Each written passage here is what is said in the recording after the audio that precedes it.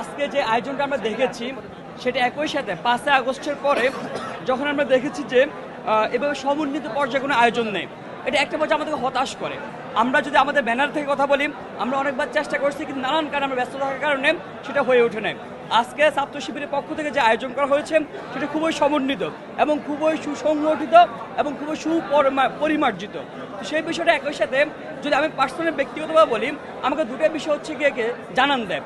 একটা বিষয় হচ্ছে বিগত 13 থেকে 17 বছরে ফ্যাসিবাদী ব্যবস্থা কায়েম করার জন্য শেখ হাসিনা সরকার যে গুম, খুন, হত্যা, নির্যাতন, নিপীড়ন চালিয়েছিল আমাদের অগ্রজদের উপরে, আমাদের উপরে যে নির্যাতন চালিয়েছিলাম সেটা আমরা একটা প্রত্যক্ষদর্শী হলাম।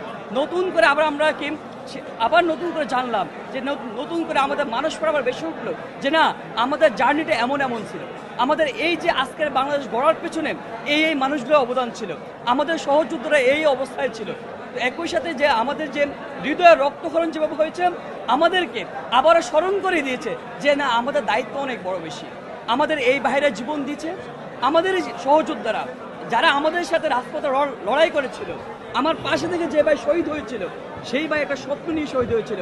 সেই স্বপ্নের কথা আমাদেরকে আবারও স্মরণ করে দিয়েছিল, আবারও জাগ্রত করে দিয়েছিল যে না, আমাদের দায়িত্ব অনেক বেশি। ফ্যাসিবাদী যে কাঠামো তৈরি করেছিল আমরা চাই না, আমাদের ভাইরা চাইতো না যে ফ্যাসিবাদী আবারও বারবার ফিরে আসুক। আমরা এখান থেকে একটা বার্তা নিয়ে যাচ্ছি, একটা স্বপ্ন নিয়ে আবার যাচ্ছি যে না, আমাদের ভাইদের স্বপ্নকে আবারও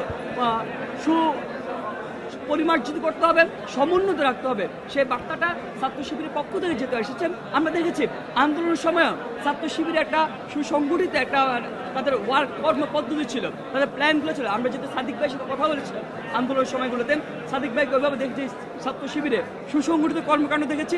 একইভাবে আজকে যে কর্মকাণ্ড দেখেছি সেটাও সুসংগঠিত।